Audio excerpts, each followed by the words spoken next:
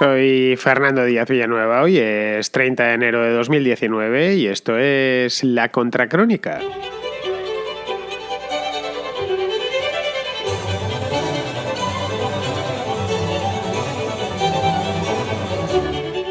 Venezuela sigue protagonizando la agenda informativa mundial.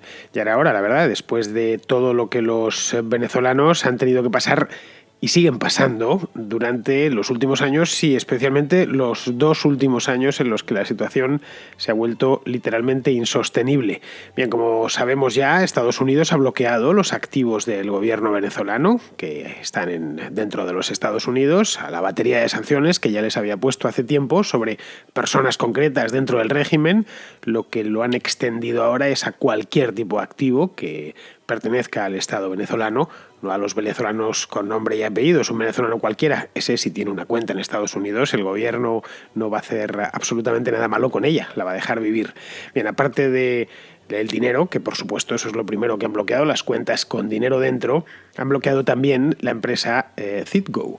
Es una petrolera propiedad de PDVSA que posee una red de gasolineras bastante amplia dentro de Estados Unidos. Es una marca esta de Citgo muy conocida, Citgo. En Estados Unidos se pueden encontrar gasolineras Citgo por todas partes. La compró PDVSA pues allá por los años 80 y desde entonces es una de sus joyas de la corona.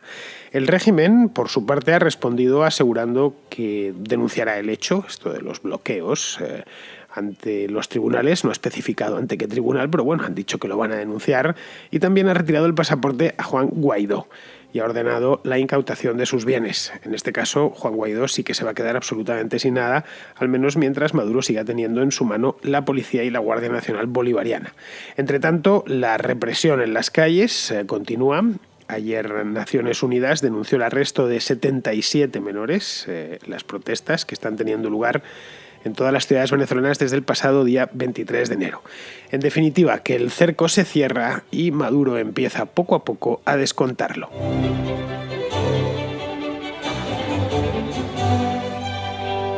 Y le digamos a Donald Trump, con Venezuela, no te metas. Off Venezuela. Donald Trump, hands off Venezuela. De inmediati. Este personaje ridículo que acabamos de escuchar es, como bien sabéis, Nicolás Maduro. Anoche en cadena nacional por televisión estaba por favor pidiendo a los Estados Unidos, bueno, por favor no, precisamente se lo pide que lo hiciesen de inmediati. Estaba pidiéndoles que las manos, aunque él decía algo parecido a Humps o una cosa así, que las quitasen, las apartasen de Venezuela. Esto de manos fuera de Venezuela es una campaña que utilizó Chávez en su momento, hace ya muchos años. Es una campaña que llegó a España porque yo la recuerdo, llenaron, pues estoy hablando del año 2003 o 2004, llenaron Madrid de carteles en los que ponía manos fuera de Venezuela. Toda la izquierda española se apuntó a aquella campaña y lo recuerdo a la perfección. Bien, esto es como está el panorama ahora mismo. Os he seleccionado un clip minúsculo de unos pocos segundos para que nos hagamos una idea de que la cosa está bastante grave, pero a pesar de ello, Maduro, que tiene una capacidad innata para hacer el payaso, no porque lo pretenda, carece del carisma que sí tenía Chávez, sino porque lo es en sí mismo, pues podría ser que nos despistase de la gravedad de la situación. La gravedad que ha podido ver hasta las Naciones Unidas. Hace 2 días, la Oficina de Derechos Humanos de la ONU dio a conocer el balance de las protestas contra Nicolás Maduro, contra el tipo este que ha dicho de inmediati. En concreto, desde el día 23 de enero hasta hace 2 días. Estamos a 30, pues hasta el día 28. Es decir, desde el 23 de enero es hace justo una semana, el miércoles pasado es cuando se produjo la proclamación de Guaidó en Cabildo Abierto. Pues bien, lo que constata las Naciones Unidas es que se han arrestado a 850 personas en estas protestas, 77 de las cuales son menores de edad, como os decía en la introducción. A día de hoy, bueno, mejor dicho, a día de hace 2 días, esto probablemente haya subido ya el número, había 40 muertos a manos de la policía y de los colectivos armados, que uno ya no sabe muy bien quién es quién, por las imágenes que nos llegan desde Venezuela. La verdad es que es una situación un poco casi Mad Maxiana. Unos tipos en motocicleta, sembrando el pavor en los barrios, con armas, disparando aquí y allá. Es normal que haya, me parecen pocos, 40. Me da la impresión que han debido ser unos cuantos más. De cualquier manera, quedémonos con lo de 40. 40 muertos en 6 días, o sea, casi 7 asesinatos al día. 850 arrestos en 6 días, es que son 140 detenciones al día. Es decir, ni que decir tiene que el destino de estos detenidos es pavoroso. Es en una comisaría donde se les apalea con bates de béisbol y se les somete a todo tipo de vejaciones.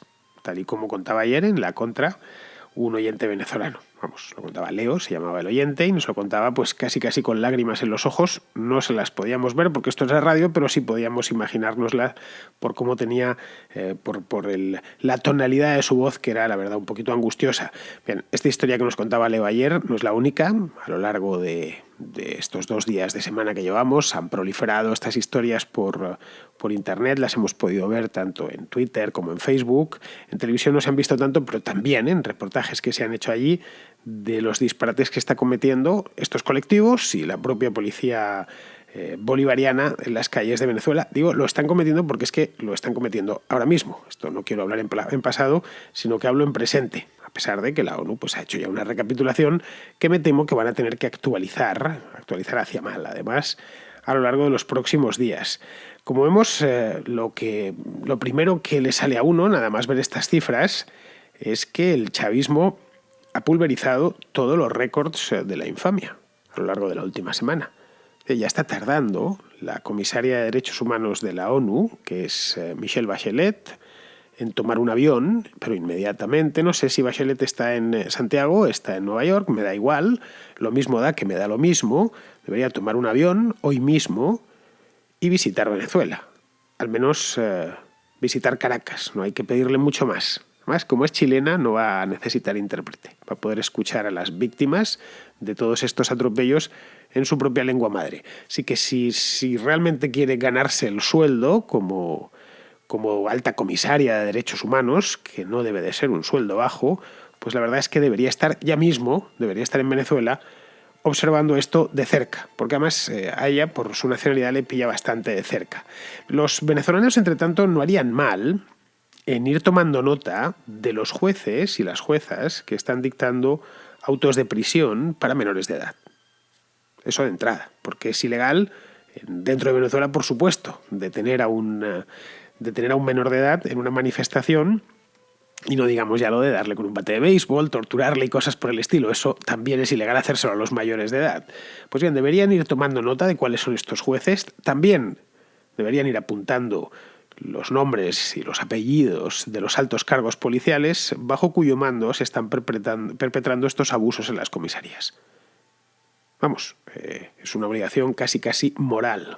O sea, además apuntar es muy sencillo. Todos los venezolanos saben escribir y apuntarlo y dejarlo claro, y todo lo que puedan grabar que lo hagan.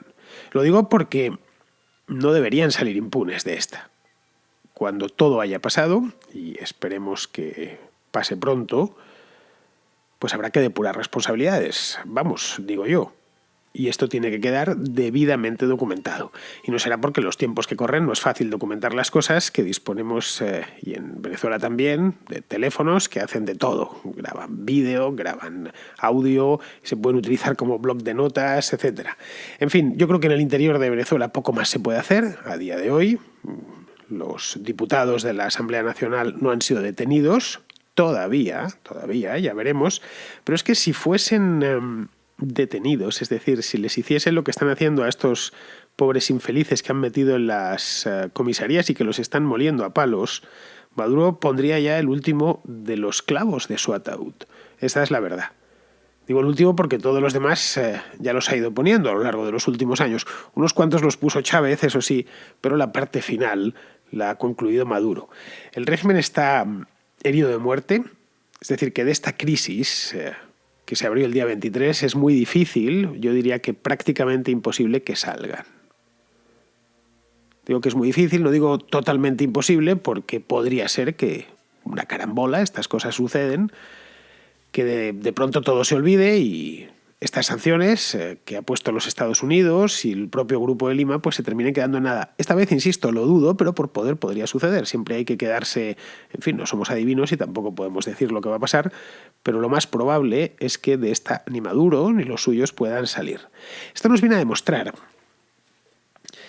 que las dictaduras, o de las dictaduras, mejor dicho, solo se sale de golpe.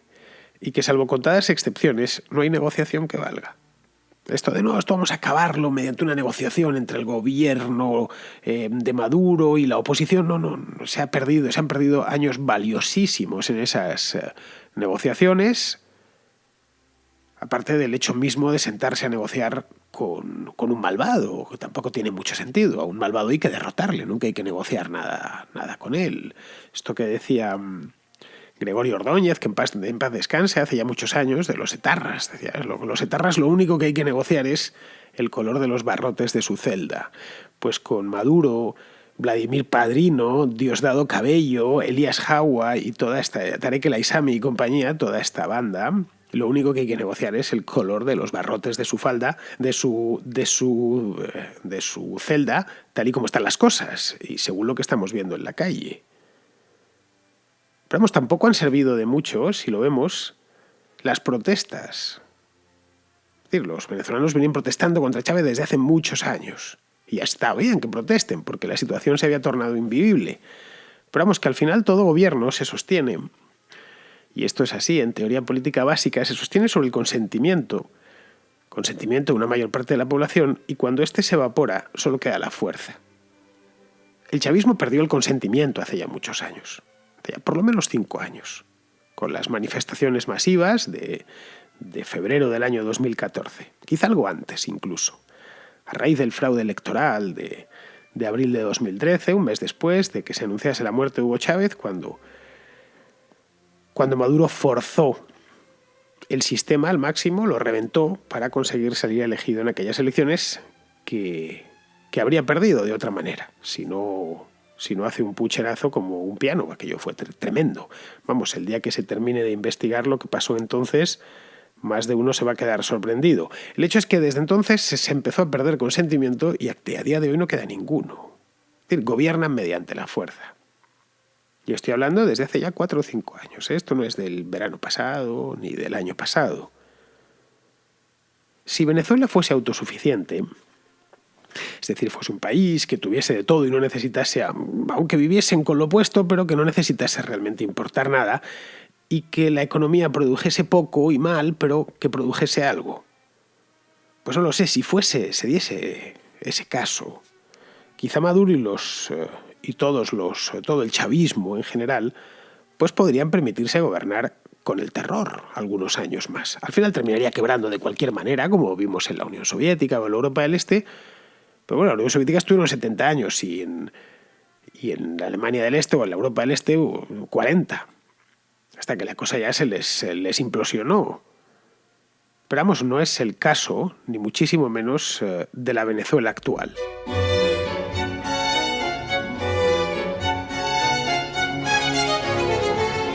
El país, como bien sabemos, pasa hambre, pasa muchísima hambre. Se ha repetido en infinidad de ocasiones que los venezolanos han perdido X kilos a lo largo de los últimos años. Se han dado casos de muertes por inanición. Más luego, la cantidad de desgracias tomadas de una en una, desgracias individuales, de personas que no han podido curarse de enfermedades producidas por la mala alimentación o la poca alimentación. Bien, esto es una realidad, y es una realidad desde hace mucho tiempo. Luego, además, la población vive una ola de violencia descontrolada. A principios de este año, creo que fue el primer programa del año, hablé de esto. O el primer programa de este año o el último del año pasado. De los problemas que hay en Venezuela para salir a la calle. Digamos, ya para comer, que por supuesto. Es decir, que necesitan del exterior. No son ese país autosuficiente del que decía antes. Aunque fuese autosuficiente en la miseria, pero no, ni siquiera eso. No tienen ni siquiera para comer.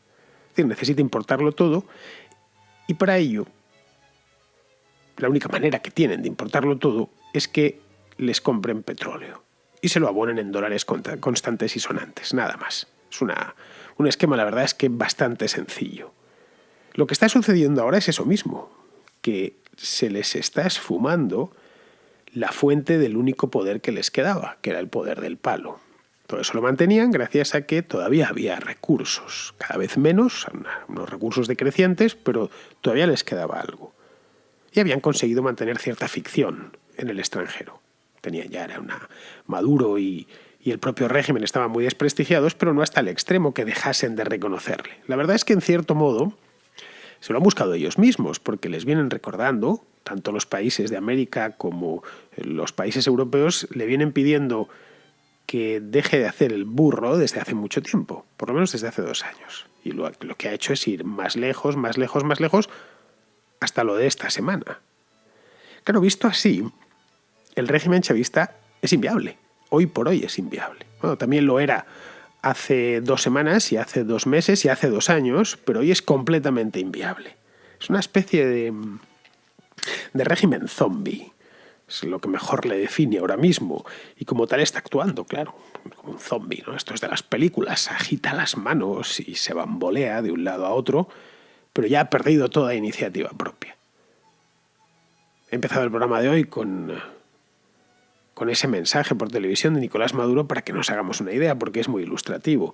Muchas veces en solo 30 segundos se puede resumir bastante bien una situación compleja. En este caso, lo de Inmediati, y hablando ese inglés zarrapastroso, total y absolutamente desesperado. Esto es un vídeo, entonces la pena es que no lo podéis ver, pero vamos, está en mi cuenta de Twitter. Por cierto, se le ve en la cara la desesperación al propio Maduro. Ahí se resume cómo está la situación ahora mismo. Claro, aquí podría arguirse, y muchos de hecho lo están arguyendo, que les queda el recurso de las armas, es decir, la fuerza. Que el ejército, la policía, la Guardia Nacional Bolivariana, pues están de su lado. Sí, es cierto, no hay para comer, la gente no puede salir a la calle, salen en manada por las fronteras, pero todavía la Fuerza Armada está de su lado. Ya sabe lo que decía Mao Zedong, ¿no? El poder sale de la boca de un fusil. Ese fusil está hoy en manos de Maduro. No de él personalmente, pero sí de los que le obedecen. Esto además lo hemos visto en los últimos días. Hemos visto a los generales dándose golpes en el pecho, jurando fidelidad eterna. Ha sido muy llamativo, todos con él. Todos unos tipos que no iban más que con gorra y vestidos de rojo, ahora se nos han puesto los generales, los alopresidentes y estos programas que se montaba Maduro por televisión, en contacto con Maduro y no sé qué, que iban vestidos, que daba pena verlos, pues justo ahora para decir que van a ser eternamente leales, se han vestido de gala.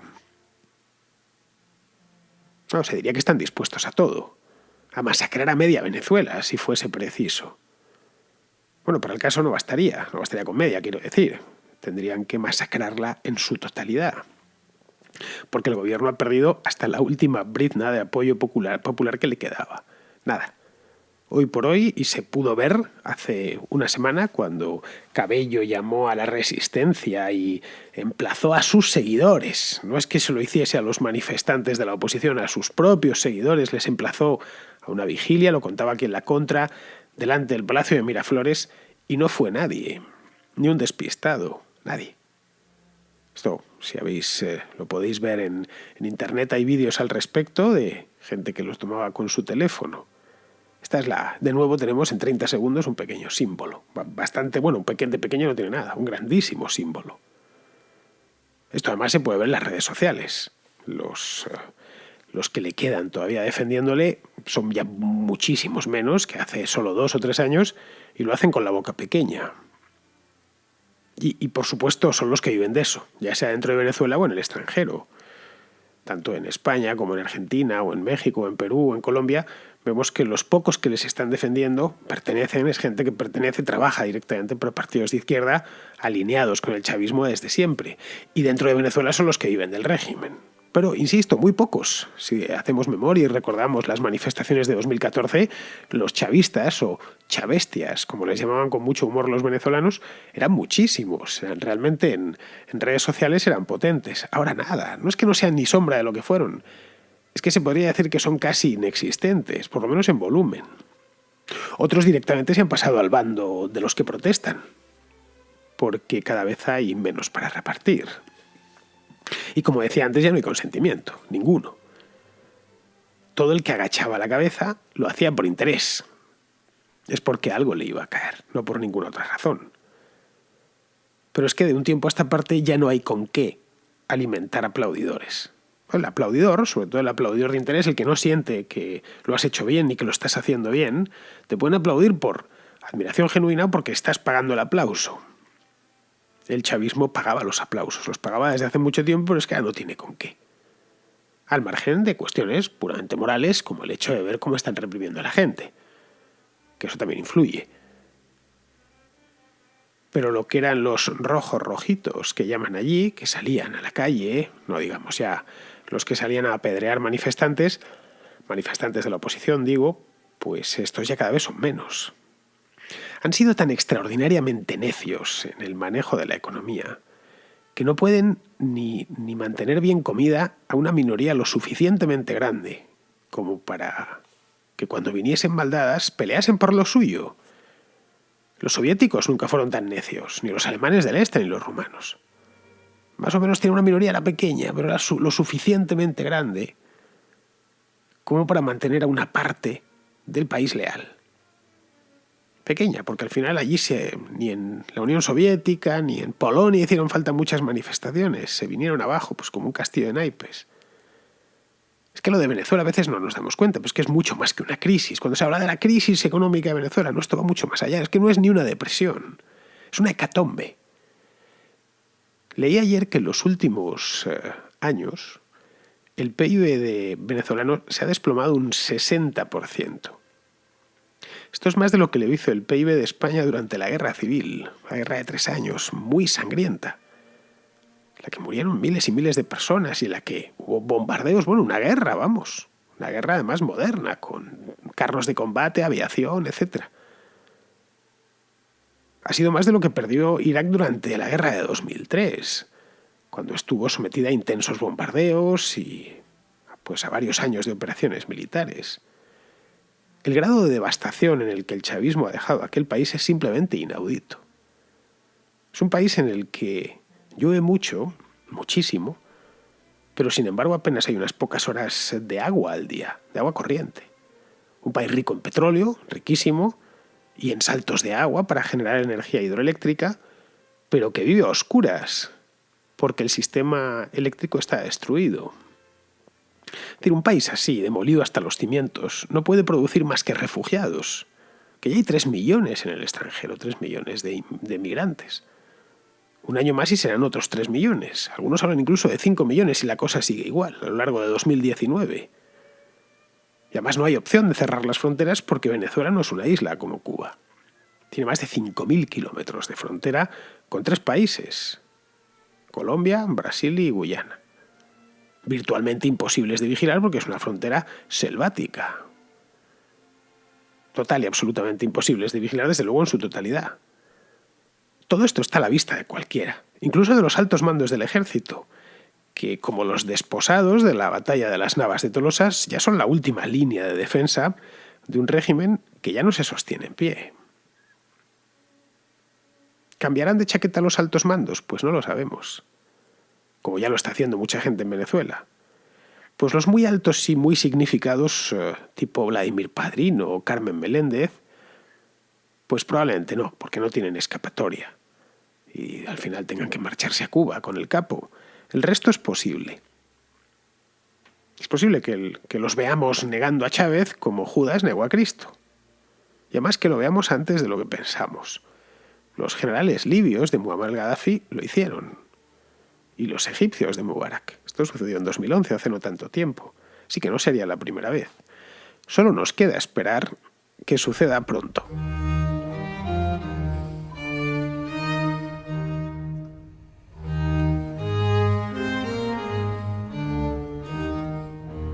Vamos con las llamadas, que tengo unas cuantas. Todas están, por supuesto, relacionadas con la crisis de Venezuela. La primera es de Ricardo y enlaza lo de Venezuela con Pedro Sánchez y sus cambios de postura. Te llamo porque hoy Pedro Sánchez ha endurecido muchísimo su discurso respecto a Nicolás Maduro, atreviéndose a llamarle dictador claramente. Me sorprende que tan rápidamente haya cambiado su opinión y su discurso. Esto se debe a que Podemos se está hundiendo en las encuestas de cara a las próximas elecciones de mayo y ve claramente que Nicolás Maduro va a perder todos sus apoyos internacionales, Yo creo, Ricardo, que más bien se debe a lo segundo. Es decir, está viendo que el barco se hunde y tampoco quiere apostar por alguien tan impopular que además está en tiempo de descuento, como es el caso de Maduro. Creo que el conocimiento que Pedro Sánchez tenía de Venezuela en sí, del gobierno bolivariano, de todo lo que ha pasado allí en los últimos 15 o 20 años, era muy pequeño. Eso es lo que creo personalmente, ¿eh? Los políticos, por lo general, los de prácticamente todos los países, están muy mal formados, viven en el día a día del politiquerío básico de su país, las puñaladas traperas dentro del partido y estas cosas, y la política internacional la manejan muy mal, por eso necesitan asesores. Y me da la impresión que entre que él no sabía y estaba mal asesorado, pues hizo el ridículo que hizo la semana pasada. Ahora parece ser que está enderezando. Bien, seguimos con Nacho, que toca el tema este de una hipotética guerra civil en Venezuela, que es algo de lo que se viene advirtiendo muchos, diciendo, bueno, si apoyáis a Guaidó, esto van directos a la guerra civil. Vamos a escuchar a Nacho.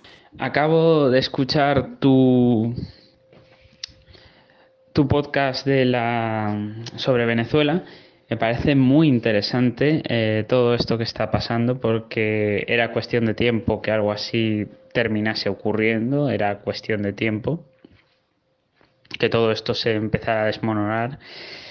Y en el peor de los casos, es decir, el hecho de que no hubiera unas elecciones con observadores internacionales y demás, no habría que descartar una posible hipotética guerra civil en el país. Y ya no solamente eso, sino que aquellos países que de algún modo se han alineado, me refiero a aquellos países de América Latina que de alguna manera dan apoyo a Nicolás Maduro, es si habría quizás un contexto parecido o similar al que podría pasar en Venezuela. El caso de Bolivia con Evo Morales, o de Nicaragua, que ya hace unos meses la situación era bastante difícil, o el que lleva no demasiado tiempo en el poder, como puede ser AMLO en México. Es decir, ¿tú qué crees que va a pasar respecto a este tema en el caso, es decir, si nos pusiéramos en el peor de los casos, tú ves una hipotética guerra civil venezolana? Y es más, esa hipotética guerra podría llegar a extenderse a los países de la órbita o influencia venezolana. Esto ya lo he comentado aquí en alguna ocasión, Nacho. Para que haya una guerra civil, no ya en Venezuela, sino en cualquier sitio, tiene que haber de entrada dos bandos y de seguida que los dos estén armados. Si no, no hay guerra civil posible. En España tuvimos una guerra civil porque había dos bandos y los dos tenían armas. Unos porque era el ejército regular y ya venían armados y además se encargaron de aprovisionarse de armas en la Alemania nazi y en Italia. Y luego por el otro lado estaban los republicanos, que se aprovisionaron de armas en Rusia. Vaciaron de oro el Banco de España para comprar todas esas armas a los rusos. Así que había guerra civil porque había dos bandos claros y ambos estaban armados. La cosa, además, como bien sabemos, duró 3 años. Hoy por hoy en Venezuela solo hay un bando, el de la gente común que padece este sinsentido. El régimen, como decía hace un momento, ha perdido ya todo su apoyo popular. ¿Vale? Le quedan las armas, eso es cierto, que las está empleando contra el pueblo de manera indiscriminada, por cierto. Lo repito, 40 muertos en 6 días, así que no creo que haya posibilidad alguna de guerra civil. Respecto a lo que comentas de sus aliados en América, los hijos de Chávez, pues la verdad es que solo le quedan 2, que son Bolivia y Nicaragua, y ambos evidentemente lo notarán, especialmente el segundo, que además se encuentra en un momento muy delicado, con Ortega amarrándose al poder con uñas y dientes. Es probable que si el régimen chavista cae, esperemos que lo haga ahora a lo largo del mes de febrero, muy seguramente después caiga el de Nicaragua, que es un gobierno cliente del chavismo. Bien, continuamos, vamos ahora con Raúl, que es un oyente de Gran Canaria, oyente y patrono de La Contra, que tiene una duda sobre lo que... Una duda que no es, la verdad, no es una duda que es bastante común, vamos, que la gente se ha repetido mucho, como lo de la guerra civil, sobre el tema del petróleo, de que realmente todo esto es por el petróleo, es decir, lo que mueve a Estados Unidos en Venezuela. Tengo algunas dudas y me gustaría saber tu opinión sobre estos últimos acontecimientos en Venezuela.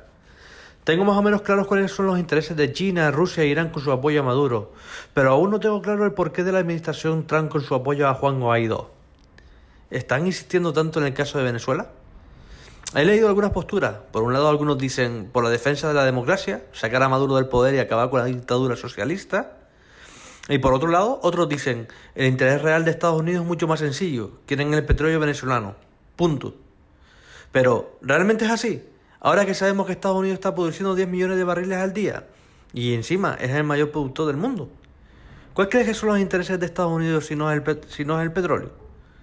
Gracias de antemano por tu respuesta y enhorabuena por el programa. Pues no, el petróleo no es, así te lo digo, no hay más, porque Estados Unidos produce muchísimo, es el principal productor mundial y aparte con el precio que está se puede aprovisionar en cualquier parte del mundo. No, en el caso de que necesitas importar grandes cantidades no necesita invadir un país para aprovisionarse de petróleo, entre otras cosas porque puede pagarlo. No olvidemos que es el país más rico del mundo, pero bueno, están con ese tema.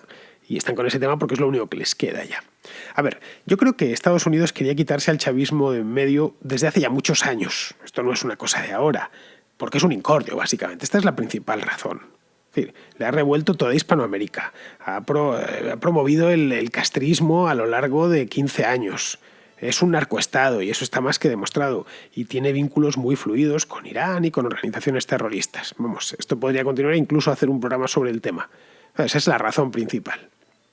Luego la secundaria es una cuestión humanitaria, lógicamente, porque es que la gente se está muriendo de hambre. Lo que no habían encontrado hasta el momento, el gobierno estadounidense, era una hoja de ruta adecuada para acabar con esto. Eso es lo que le ha suministrado Guaidó, con un argumento además imbatible. Estos tipos rompieron el orden constitucional de manera flagrante, cargándose la Asamblea Nacional, por lo que el caso ya está legitimado. Simplemente lo que ha sucedido es eso. No hay conspiraciones ni nada por el estilo. Bien, vamos ahora con Pablo, que parece que ha dado... Este no habla de Venezuela, ha hablado de una cuestión tecnológica. Parece que ha dado con la forma de poner la contracrónica como despertador en el teléfono. Hola Fernando, antes de nada quería darte las gracias y la enhorabuena por tu programa. Lo escucho todas las mañanas de camino a la universidad. Y lo segundo, quería aprovechar para responder a una duda que tenía un oyente que quería saber si se podía poner la contracrónica como despertador. Tengo entendido que era usuario de iPhone. Actualmente los asistentes personales de voz, como Siri o Google Assistant, permiten programar rutinas. Lo que no estoy seguro es si para usuarios de Apple es posible programar una rutina que te permita ponértelo como despertador, pero yo investigaría por ahí. En cambio, si fuera usuario de Android sería mucho más fácil. Google Assistant lo permite sobradamente. Puedes ponerte rutinas que suenen a una hora concreta, que te enciendan luces, que te digan cuánto tráfico tienes al trabajo, que te avisen de tus eventos en el calendario y que más tarde te pongan la radio. Entre ellos, te pueden poner la contracrónica en TuneIn. Yo uso Google Assistant personalmente y un Google Home Mini puede costar entre los 30 y los 50 euros. Luego, si eres usuario de Android, también tendrás otras opciones de terceros que te permiten también configurar rutinas con bastante libertad.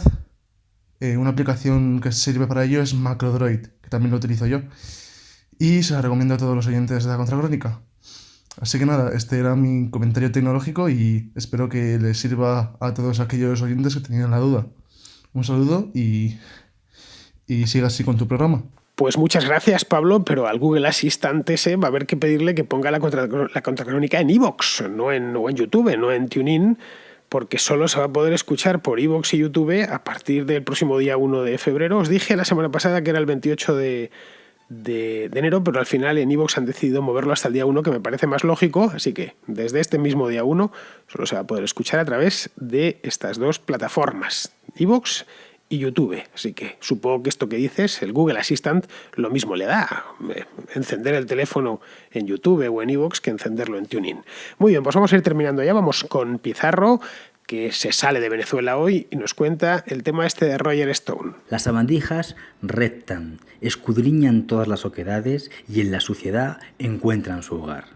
Las sabandijas son utilísimas para los inmorales con escrúpulos, dispuestos a todo, pero sin querer entrar en los desagradabilísimos detalles necesarios, que dejan en manos de las sabandijas. inmorales, sin escrúpulos y con pulsiones morbosas. Una sabandija puede hacer llegar muy lejos, mucho más de lo previsto, a un inmoral escrupuloso. Y una sabandija puede mediar a la sombra de inmorales escrupulosos que le proveen de basura y fondos, o tan solo de basura que rentabilizar. Parece que la prensa y la justicia quisieran morder a Arnaldo en la pernera de un sujeto relativamente relacionado con él. Ya se verá si estos esfuerzos rinden algo. Lo más interesante de todo este remover de estiércol es el nítido hedor que la política sin discursos ni votaciones, sin transacciones ni componendas, la política hecha doblando voluntades a fuerza de mezquindad, miseria e impiedad, tiene adherido a las corbatas, las alfombras y las moquetas. Un cordial saludo de Pizarro. Pues hasta aquí hemos llegado, queridos amigos. Mañana volveré por aquí, o al menos lo intentaré. Lo digo porque es que mañana voy a estar en Bilbao y, por supuesto, voy a intentar grabar el programa, pero ya no depende tanto de mí como cuando estoy en Madrid, que tengo aquí todos los trebejos preparados. Si estoy fuera de Madrid, pues no sé hasta qué conexión a Internet voy a tener. Pueden decirme que es buena, pero luego resulta que es mala, etcétera, etcétera. Así que mi intención, como bien sabéis, es mañana hacer el programa, pero si no puedo, que sepáis que ha sido porque no he tenido oportunidad. De cualquier manera, yo me despido de vosotros. Hasta mañana.